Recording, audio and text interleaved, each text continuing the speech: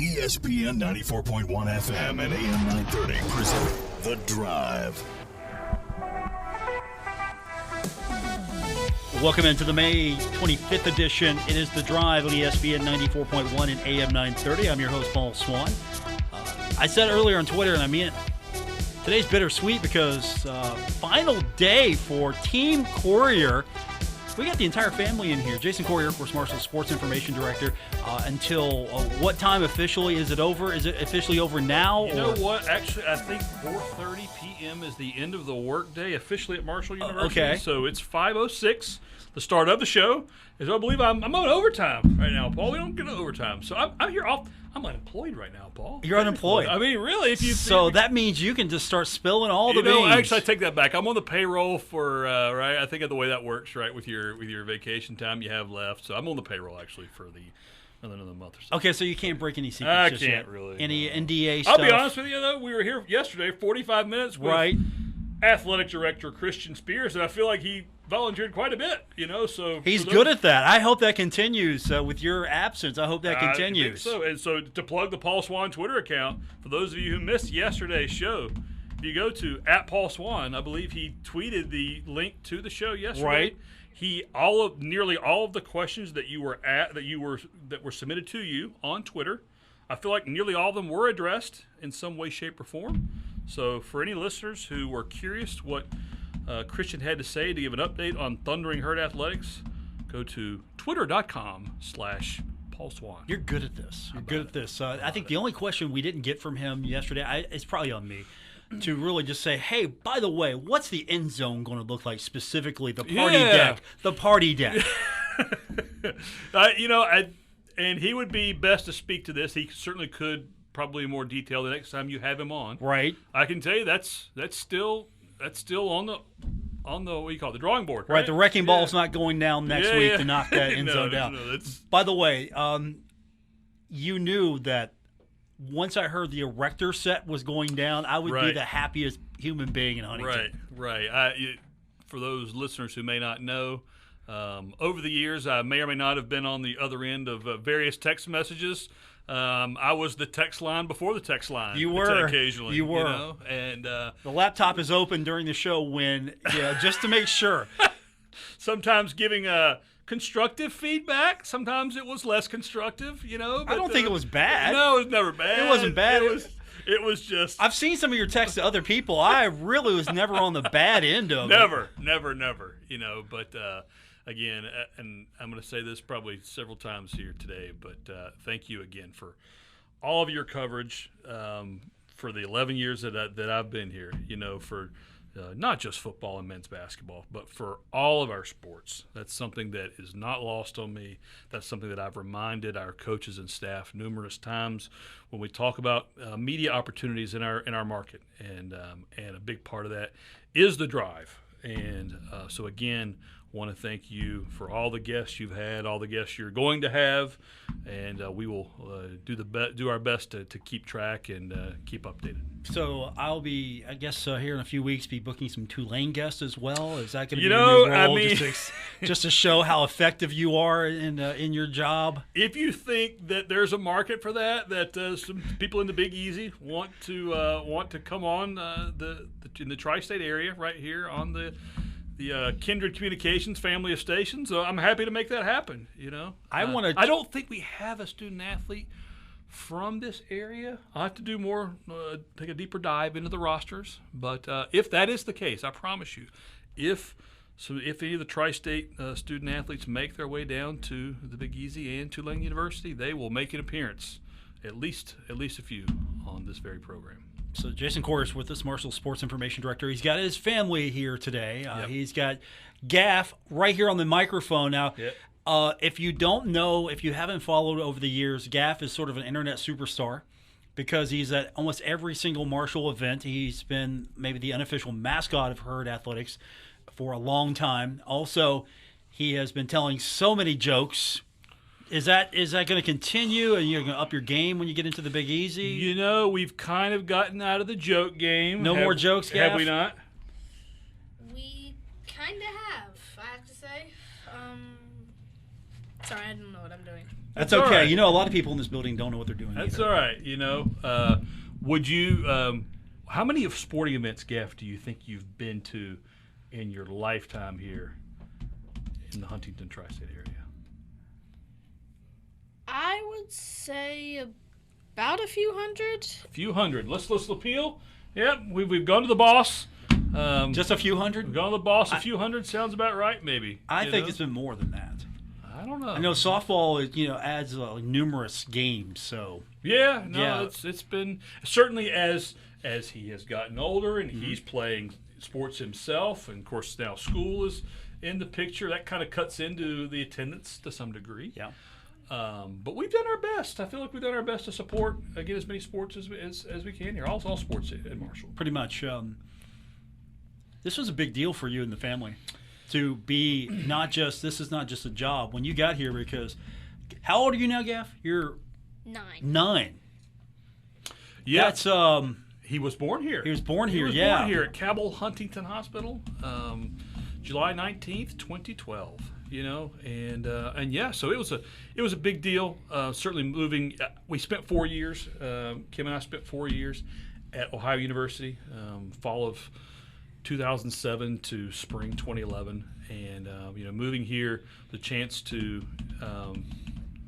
work with a bigger staff, certainly, and with a Conference USA, certainly that was rip-roaring at the time, and it was a no-brainer for me, certainly. And I just, through 11 years here, we've seen so much, right? We've all those bowl games, all those bowl victories, winning the 2014 Conference USA Championship, and of course, Paul, we won a national championship here at Marshall University. In soccer, in men's soccer, and you're an alum. I want to get your take on this, right? So, let me ask you this: did you think? Now, I know you had watched us win. You'd watched Marshall University win national championships, right, in football in 1992, 1996. Right, I was there at the FCS level in the stadium. But at the highest level, the highest level of any sport, did you think it would ever happen here, at Marshall? Not right away. Right. Not right away, because I knew it would be difficult in football and basketball. Those are going to be always difficult because it's so competitive and you have to be perfect. And when you're at Marshall's level, you have to be perfect and then some to even get into the conversation. Look at Cincinnati, everything that the Bearcats had to do to get into the conversation. Yep. And so the other sports, you think, okay, maybe you have a chance. Tennis, tennis has been successful over the years. You think maybe there's a shot there. Golf's a small roster. You're right. You also have softball, which has been very good for years. So, okay, maybe there's a chance there. But men's soccer, you think, no, this isn't the sport. And then you see what a brand new facility brought to that program, revitalized it, recreated it. Then you bring in a top-level coach to take over. And next thing you know, Huntington has a passionate soccer fan base now, because here is something that we've seen. Marshall can be really good if the right circumstances present themselves, and you put the support into it. Hey, Marshall can be good at a lot of things. Soccer is just an example of that. Right, and I know when I got here, right, it was the Sam Hood Field, right, and the Chris Klein Indoor Athletics Complex did not exist yet, and so Sam Hood Field was in that space. And I remember when I got here in 2011 and seeing that facility, and Sam Hood and I talked about that. He was in our office after we won the national championship last year. It was kind of interesting and cool to talk to Sam Hood about Sam Hood Field, And I said, Sam, no offense, but when I got here, to see where we were when I got here in the fall of 2011 to then winning the national title 10 years later, it's amazing, And as you said, Paul, finding the right coach, with Chris Grassi and who had the right contacts, and certainly the growth that we've seen in that program. And I made sure to call every head coach before the Tulane news came out. And I think maybe you and I have talked about this. I am a firm believer in as much communication as possible. It grinds my gears to no end when people just leave jobs and they don't say, people you've worked with maybe for a decade or more, who just leave and don't say anything. No bye, no handshake, not even a text, not even an email. Just poof, they're gone one day. And I vowed, I think I told Kim several times, I was like, I don't know if I'm ever going to leave here, but if I do, I'm going to get in front of as many people as possible. And I was able to do that. Now, I didn't bat 1,000, but I made my best effort to do that. And so, but one of the things I did before that news came out is I wanted to make sure I called every head coach, just to, give them the news before they heard it elsewhere. And I was able to do that. And when I called Chris, I said, Chris, man, thanks for everything you've done for us. I said, Chris, you brought us a national championship at Marshall, and he said, I know. He said, I'm just sad you're not going to be around for the next one, Nice. He's like, yeah, I hate the fact you're not going to be here for the next one. And that typifies who he is, right? That's his approach. And like when he says that, sure, he says that to get a chuckle, but he's dead serious. Make no mistake. And I know, former athletic director Mike Hamrick talked about that. When he was here, like that was, that's what he said when he hired him. Was like, I think it might take us this amount of time to get to, the College Cup, but I think we can probably win it this year. And so he knew. I don't know that how many outside of his, nucleus knew, but he knew. Chris did. Where the program was headed and what we were going to see here. And he made a believer out of me, man. He did. And all credit goes to him and his student athletes, some of whom my family's grown really close to over the years. Again, for those fans, for those listeners maybe who haven't been to a soccer game, a men's or women's soccer game this year, the facility is such you can get right there behind the benches now. We moved those benches over across the field, and our benches are right there in front of the main grandstand. And you can get right there. And certainly, as we were coming back out of COVID, right? COVID kind of threw a wrench into that, but it's a great atmosphere, and it's great for families. And so I think my family, Gaff and my wife Kim, we've gotten to know those student athletes really closely, and so that's part of what makes this difficult, right? Is that they've graduated, some of them they're going home, and so we're leaving when they're not. But like it's it's all part of the relationships that you've built here, and that's been a big part for us. The big one, I'm guessing, is going to be Tony Kemper and the Marshall women's basketball team. Tony and I have talked. I've joked with him. First of all, what's going on here? You're losing your guy. Yeah. And credit first has to go to Matt Daniel, who was the head coach of our Marshall women. And when we made some staff when I promoted Carly Weisenbach from our women's basketball SID to our men. We were also going through we were turning graduate assistant positions into full time. But 4 graduate assistants became 2 full-time people, which was great, but it also meant going from 4 bodies to 2.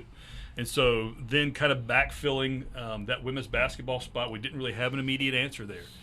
And I just remember going to Matt and saying, Matt, well, the fall's over, so I'm going to jump in with you in January, and Matt's initial reaction was, well, we don't drive, we don't fly everywhere. And I'm like, I can ride a bus. Yeah, okay, that's fine. I mean, but, so give credit for him for welcoming me to that bus and then on all those trips. And Tony Kemper, as he took the program, and as I think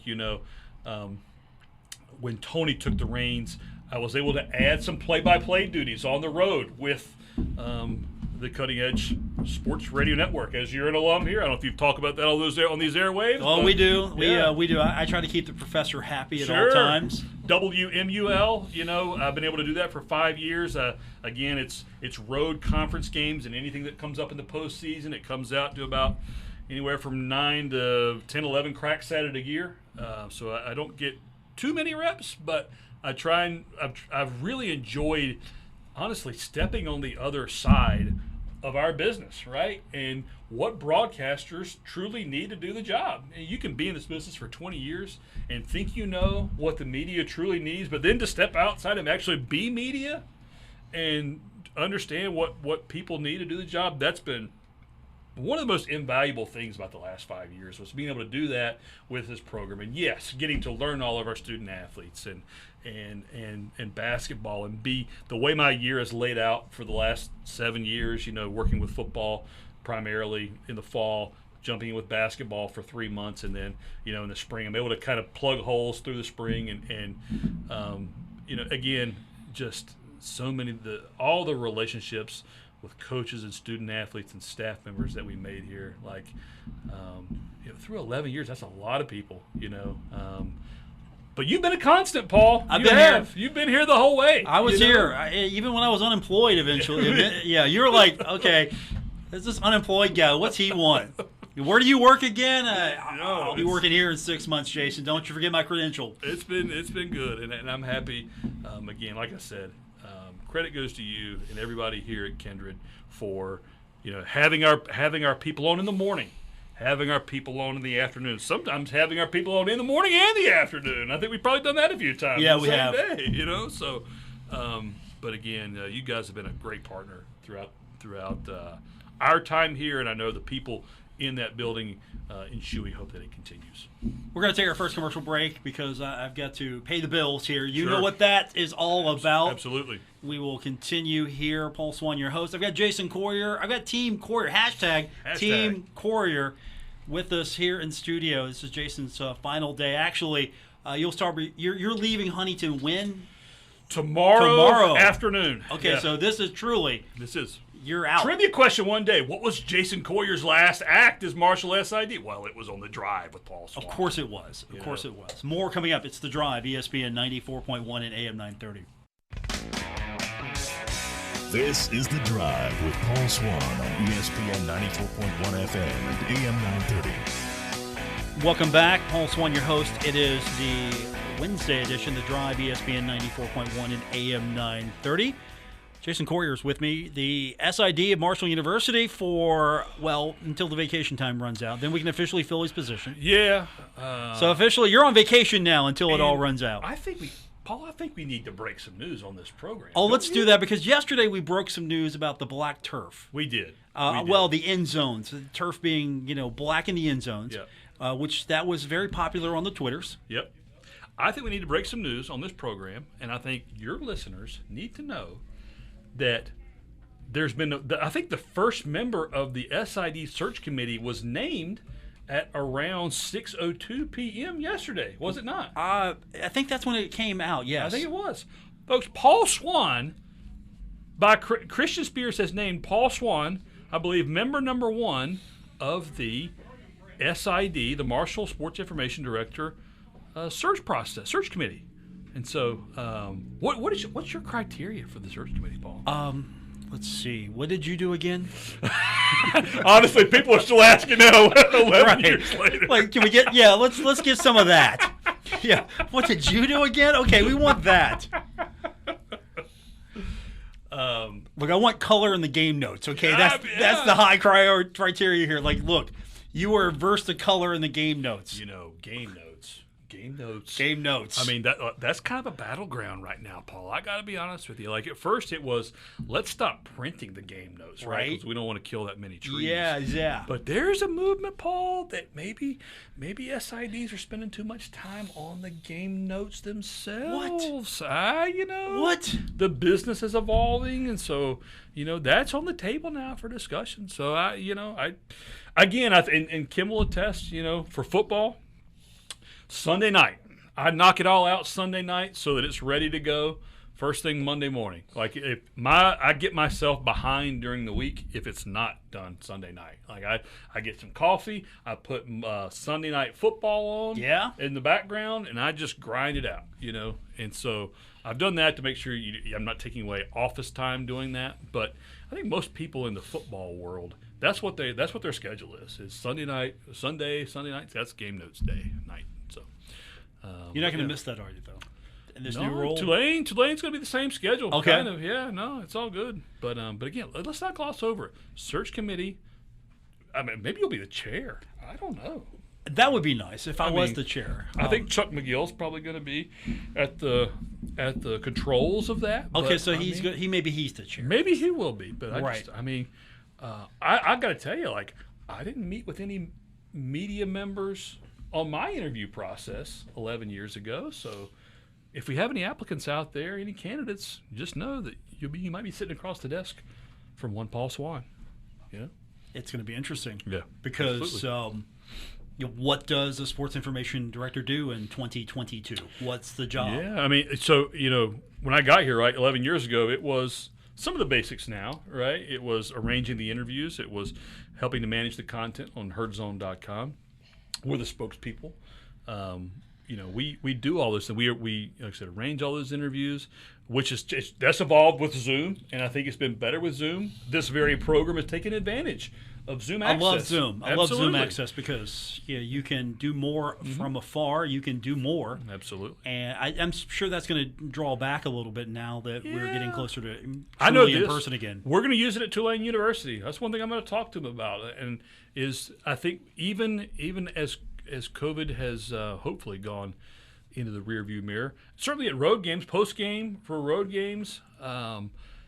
Over the summer, I think we'll start to use that more because when your student athletes are gone, some in football's here quite a bit during the summer, but some of your other sports, the student athletes aren't here all summer.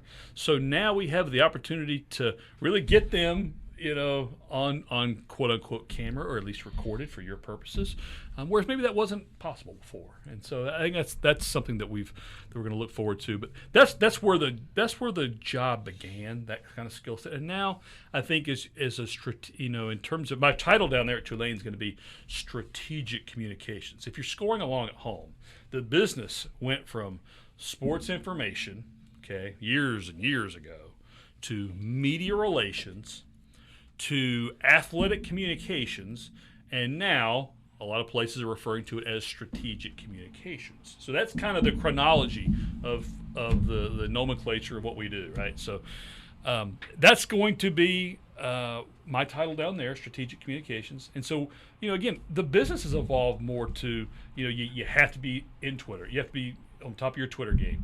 Instagram was something that I didn't really do a whole lot with personally. And I've as you've seen it. You're there. Over the last couple of years, I've ramped up the Instagram, or the Insta, right? What they call IG, right? IG, yes. You got Christian Palmer behind the glass here, right? Did they get it right? Well, actually, he's a YouTuber. Okay. He's YouTuber. more of a YouTuber. I got you.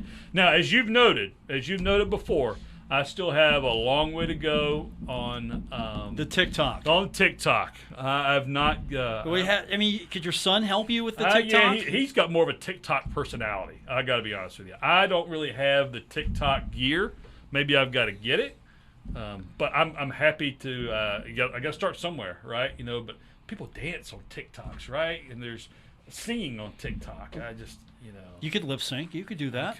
I could. Your son can help you. And look, you've already done some TikTok-like videos on your Facebook page. For example, let's go back a couple of years and talk about how many cheese balls were in the container. Oh, the cheese balls. Yeah, yes. that was one of the best. That was some of the best content out there. That's Insta right there. It definitely, or TikTok content. Yeah, and for those people maybe who know what Paul's referring to. Yes, right? inside joke here. Inside, yeah. We'll bring it out. Right, we had a big bucket of cheese balls. I won't give the brand name necessarily, but we had a big bucket of cheese balls that was unopened, and so we asked our Facebook followers, Facebook friends that I had, how many cheese balls are in this bucket? We didn't know. And so that was part one, was everyone put their guess in. Part two was the big reveal of how many cheese balls are in there. And that's when Gaff took the reins there, and he gave an entire presentation of how many cheese balls. It was a huge presentation. And as I believe I said on the video, in classic Corriher fashion, he took a 90-second video and made it a good 3 minutes and 30 seconds, but he gets that honest, So it was a good time. It was a good time, and had a lot of fun with it. And you told him also to wrap it up. He was losing. Yeah, he was. Exactly. Like people now. They say, God, this guy's rambling on. Okay, but why don't you do that with Huff? Yeah. We can say that now. It's like, hey, look, Coach, you're losing the audience. Let's wrap that comment up. You're going 2 minutes. We need a 30-second soundbite. Morehouse needs 15. Swann can use 30. You think Grant's going to transcribe 2 minutes? Come on, Coach. Let's get in and out with those comments.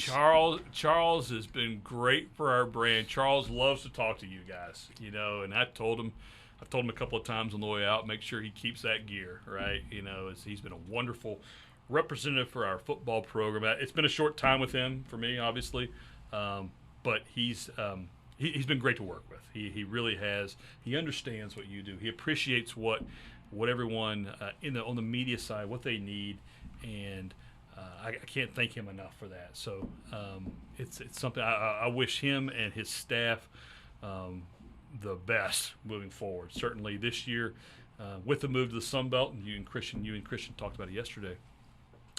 There's so much excitement within our athletic department about the move to the Sun Belt, and I think we're talking about this football season. Yes, there's the Notre Dame game, right? Everyone's talking about that, as they should. Huge game. But also, there are 3 huge games in Jones C. Edwards Stadium this year, with Appalachian State, Coastal Carolina, and Louisiana, and those are going to be gigantic contests for in-conference play. Now, the unfortunate part of that is we have to go to those places next year. Right. We'll handle next year. Yeah, right? well, Marshall will. You'll be at Tulane. You don't have to worry about it. You're good. But I think there's a lot of excitement for this year. Certainly, I think the defense is going to be one of the best in Conference USA in the Sun Belt. Right? We have one, I believe. Marshall University has one of the top running backs in the country, in Rasheen Ali. Certainly the quarterback position, right? We'll see what we get there. You've got 12 of them, I think, right now. And then the offensive line, I think we're working to fill some of those holes through the portal, right? Maybe we've seen that a couple of times over the last couple of weeks. So I think the pieces are coming together. I really do, and I think there's a lot. There's a lot of excitement for this season, and it's well deserved.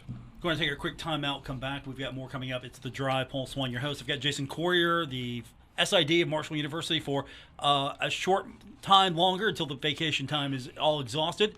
And I've also got Gaff, his son here, who is surprisingly quiet. We're going to change that when we continue here on this edition of The Drive, ESPN 94.1 and AM 930. This is The Drive with Paul Swann on ESPN 94.1 FM and AM 930. Paul Swann, your host for this edition of The Drive on ESPN 94.1 and AM 930. We're having fun here today with Jason Corriher, who is leaving Marshall to take a position at Tulane. So the entire family is in here with us, and of course that includes Gaff, who just asked off the air, hey, can I talk more? So Gaff, go ahead. What would you like to talk about here today? What are some of your favorite moments growing up around Marshall athletics? Well, I extremely like that I was here to be around for the things like the national championship soccer win, and I feel like there was one specific football game that it was a field goal by Justin Warwasser, who I do believe does not play currently for the Marshall Thundering Herd anymore. But do you remember who that game was against? Western Kentucky University, in which the name of that specific university has a little bit of a story/joke behind it in the Corriher household. Okay. Is this a funny joke? What do you call Western Kentucky University? Let's hear this. Wakoo. Wakoo. What do you call Western Kentucky University? Wakoo. I think I was late to the party on that. Yeah. I think maybe when I got home one day, it was a lot of Wakoo, Wakoo, Wakoo. And I'm like, I just said, who's Wakoo? What's Wakoo? Is that should I know Wakoo? And he's like, Dad, we're playing them. I guess so. We're playing Wakoo. What are you talking about? But that game was amazing because if you remember, right, he made 3 straight, I believe it was 53-yard field goals. You know, they called timeout twice and got the last one to go through. Do you believe that's correct? Yep. So that was your favorite football moment. Here's a better one. I can't wait to get the ranking on this. Who's your favorite coach? Who's the favorite of all the coaches? Who's your favorite? Is it Tony Kemper? Is it John Mercer? Is it Ari Agnes? I mean, is it Jeff Wagner? Is it Charles Huff right now? Who's your favorite coach of all time? Or who's your favorite coach? I mean, I hate to pick favorites, but... But you're going to have to now. Yes. You're on the spot. I would have to say it would be Doc Holliday. Doc's your favorite. Because to hold a job, any job, for like 10, 11 years is quite the feat, and I think he did very well as the coach of the Thundering Herd. Did you get him to laugh at your jokes? Oh, all the time. Okay, so there you go. And it did happen. I watched it happen. Kim watched it happen a few times. It happened. For those listeners who you maybe can't envision that. Breaking news: Doc Holliday has a sense of humor. Remember the ship joke? SHIP, the ship joke. I do remember that joke. Yep. So, go ahead and tell that one, right? What was the joke? You asked Coach Holliday. Might help here. What's the best kind of ship? Oh. Here we go. What is the best kind of ship? I don't know. What is the best kind of ship? A championship. A championship. And then he said, "That's right. If you win a championship, you'll have a lot of friends." You know. That's how it works. If you win a championship, you'll have a lot of friends. So that's your favorite coach, your favorite moments in football. So I'm detecting a theme here. Football is where it's at for you. Yes. But what sport have we been playing quite a bit of the last couple of years? Soccer seems to be my thing. You're wearing the 2020 National Champion Soccer shirt right now. Soccer camp. So he's going to miss the ID camp. Yeah, that's that could impact his recruiting to Marshall Soccer. We're going to check out the Louisiana soccer scene. You know, Tulane does not have softball, does not have either men's or women's soccer. We're going to check out the youth soccer scene in Louisiana and New Orleans, see what that's all about. You know, so we'll see. I like how he's raising his hand. Raise it here. Go ahead. Yeah, go ahead. Sir. Yeah. Speaking of sports, I would also like to check out the esports. Esports, you know, Paul, that's a thing now, right? And that's going to happen at Marshall, right? Esports. We actually, in kind of the last 2 or 3 months here, we've checked out the esports scene, and you know, more and more schools now are bringing esports into their fold. You know, officially as part of like you know, the NCAA does not have like an official competition yet, but it would not be a stretch at all, right, for there to be an official, you know, championship one day, you know, where it's televised, certainly for esports. The Fortnite Championship Absolutely belongs to Marshall University. Yep. Actually, that's already been done. There have been esports championships that have been televised. Right. I'm just talking about like the NCAA, like where one okay. day Marshall's 17th sport, right? The Thundering Herd's 17th sport becomes the esports team. Yeah. And they're off competing at NCAA national. That's what I'm talking about. I would be happy. If we somehow move back for some reason, I would happily join that team if I could. What about Tulane? What if Tulane does that? You join it there? They're gonna have to fight over me. Okay, more breaking news. On the drive. Right. So his early picks are Marshall and Tulane for his recruitment, and he'll be able to take his first official visit here in a few years. There you go. Jason Corriher is with me, Marshall Sports Information Director. The family's here as well because, well, it's a package. You know, we're losing 3, not just 1, 3 great people. We're going to wrap it up when we continue with this edition of The Drive, ESPN 94.1 and AM 930. This is The Drive with Paul Swann on ESPN 94.1 FM and AM 930. It's our final segment on today's edition of The Drive. Paul Swann, your host here on ESPN 94.1 and AM 930.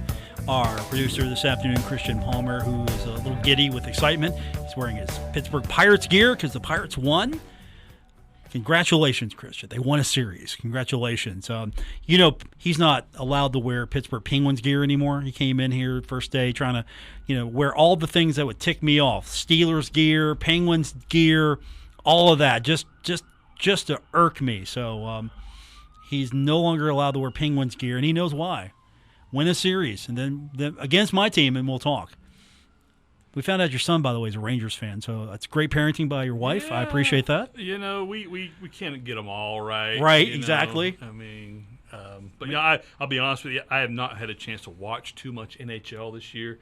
The first Hurricanes game I got to watch may or may not have been in the playoffs this year, but hey, what better time to jump on board? Right. You know? Yeah, on vacation. Sure. Yeah, right. as your wife does all the preparing for you to move, you Absolutely. can sit back and. Yeah, I've got to take care of the important stuff. Right. Just making sure we get a world title, you know, down the stretch there. So, yeah, no, it's been good to catch up with that, certainly. 2-2 again, Hurricanes. Right. Rangers, I believe that series is going Going to Carolina. Back to North Carolina. Yeah. So we'll see how that goes. Game 5 tomorrow, right here, 6:30 p.m. on ESPN 94.1 and AM 930. Oh, the game airs right here? Oh, yes. Okay. Yeah, there's a couple games every week that air on national radio. Sure. The Pirates so happen to be off tomorrow, and we're going to carry that game. Love it. Yeah, Love it. so we've got that, and I'll be thinking of you, and I'll be thinking of your wife. As it's going to be sad to not have a Rangers fan in town. It's just going to be me, Cornwell, and maybe probably a couple other people now. I think they're out there. Yeah. I don't know, but I think maybe sometimes the impression that people have is there maybe aren't that many New Yorkers in the tri-state area. I'm not sure that's true. So I'm doing well with the New Yorkers right now. Yeah, so. I'm big here. Yes, Gaff. Gaff, I love him. Another hand raise. I mean, maybe I can get Spears to raise his hand when he's got something to say when he's in here. Sure. I just want to say that, as my dad said, due to his lack of NHL, I think he got it wrong, because I believe the Rangers are going to win that series, if I do say so myself. Ooh, okay. All right. If it goes down like it did last night, that's a factual statement. All right, there you go. I like this. This. So you're leaving town tomorrow. Is it permanent leaving, or are you be coming back and forth between the next bit? For me, it's going to be permanent leaving, right? We're going to go to the beach. We're going to squeeze in some beach time. North Myrtle, that's the state beach of West Virginia. Yeah, it is. It is. North Myrtle, that area. Right. So we're going to do that for about a week, and then we're going to drive down from North Myrtle to New Orleans on Thursday, June 2nd. That's going to be a long day in the car, but going through the part of the country that, don't always get through. So, and then a big HR day on Friday the 3rd for me. And then they're going to be looking at places down there for us to live. We did not get a chance to get down there and look at places beforehand, so we're going to do that that weekend. And then the two of them are going to come back, a little bit maybe middle of next week, and start getting the move together. Kim's done a great job, but again, for anybody who doesn't know this, in athletics, and like we work pretty intimately with football, right? In athletics, the job that significant others do, right, in what we do, whether it's football, basketball, anything, but especially in football, right, the wives and the girlfriends and significant others, like, they are such a tremendous part of the backbone of the operation. And that has been, anybody who's known me, I've been upfront about that the whole time. My wife, Kim Corriher, I refer to as my director of life operations, because she is in so many ways, and keeps us going, keeps us organized. And that's what she'll be doing. The two of them will be coming back here to get all those ducks in a row, and then they might head up to New York to see her parents for maybe a week, and so they may not actually be down to New Orleans, so maybe the 3rd or 4th week of June. So, but anyway, that's fine too, because that I can tell you firsthand. Those first couple of weeks on the job, as Christian's talked about that too here with you, is until your family's down there, you're taking full advantage of grinding 15, 16-hour days. What else do you have to do? Yeah, and so to be able to do that in June, or chance at the time when it's pretty quiet, typically in a college athletics. One thing I have to do down there is to just go meet a lot of people. I have to go meet the Paul Swann down there in New Orleans, and see who that is. Yeah, and I've got to talk to that guy. Exactly. Like, look, this is what you need to do. This is how you treat Mr. Corriher. Right, and so you've got to meet everybody in that market and find out who the movers and shakers right, yeah, are. you got to meet the Keith Morehouse of Tulane Athletics. You've got to meet the Mark Martin of Tulane Athletics. Absolutely. And the bowl helped with it. Don't get me wrong. The bowl helped with that last year. But still, you're only meeting a fraction of those people, So that's probably going to be my first, say, 25 days down there, is just meeting as many staff members as I can. And vacation's a big factor in that too. You're not going to meet everybody because June and July, that's when that happens. Yeah, people are taking off. But certainly, the media in that market and everybody there, the staff, and so that's going to be really what I do. It's just, I don't know how much time I'll be in the office because I might be driving around meeting as many people as I can. Right. So we'll see how that goes. Just Corriher with me. He's got the family in the studio as well. This will be your final time on the show. Maybe not. Until the next time. Sure. Until absolutely. the next time.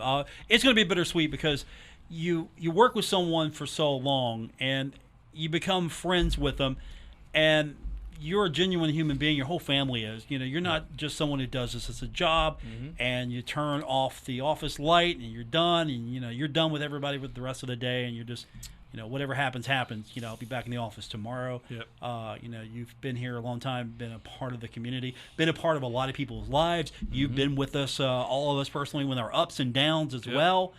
So, it's very bittersweet, but at the same time, it's exciting because, you're going to get to start a new journey being in a great city, great university, and hopefully bigger and better things are coming. But, it is sad because there have been a lot of people who have come and gone. Sure.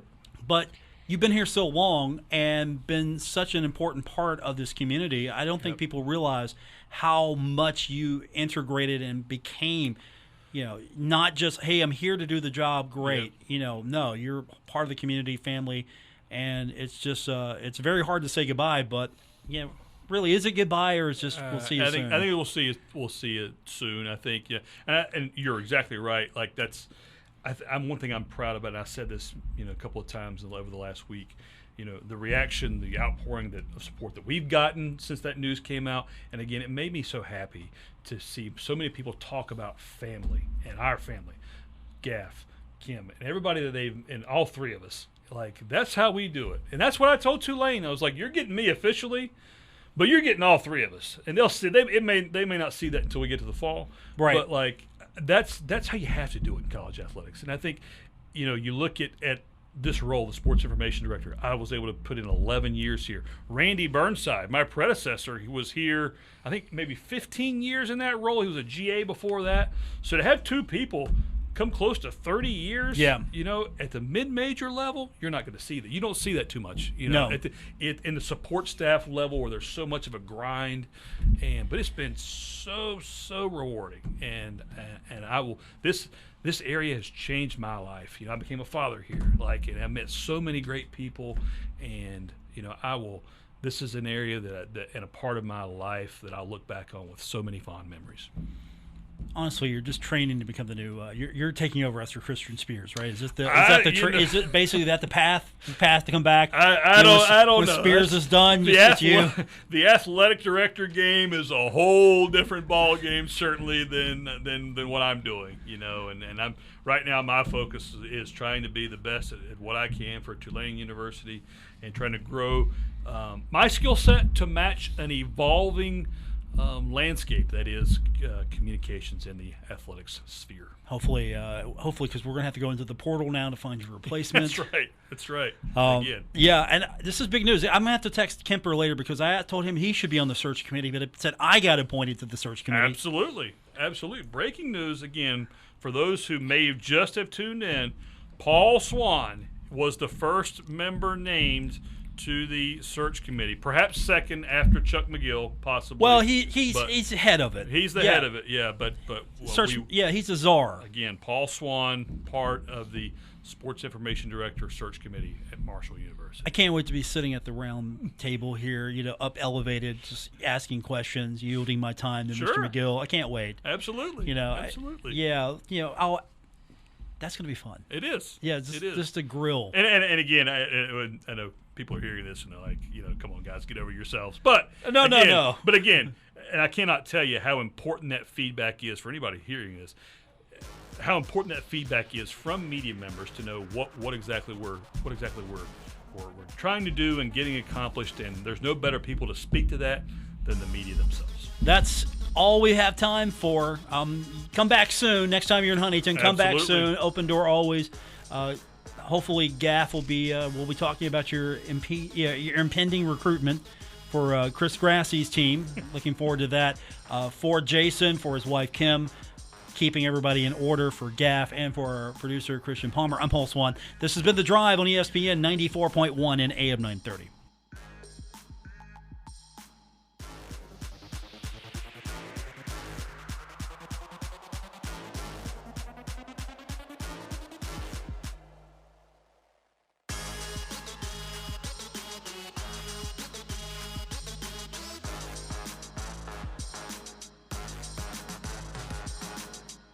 WRBC Huntington, W231BS Huntington, broadcasting from the Oscars Breakfast Burgers and Brew Studios. This is ESPN 94.1 and AM 930.